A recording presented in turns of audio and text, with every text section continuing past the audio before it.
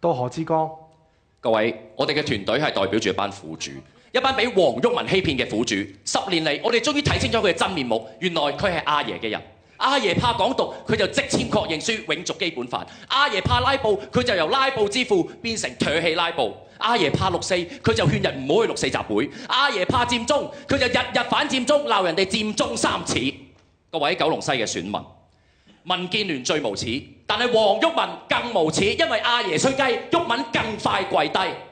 9月4號，票投民主派，黃毓民仆街；票投民主派，黃毓民仆街。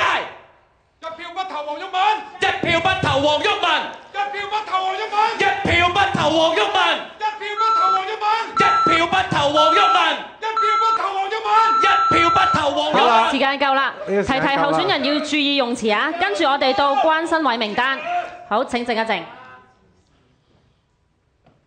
過去幾年，有啲議員遲到早退唔返工，拉布覆核搞佔中，拖死呢個阻礙發展，拖死經濟，拉布覆核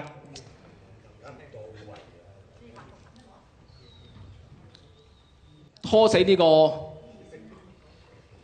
基建，令到30萬嘅建造業工人冇工開。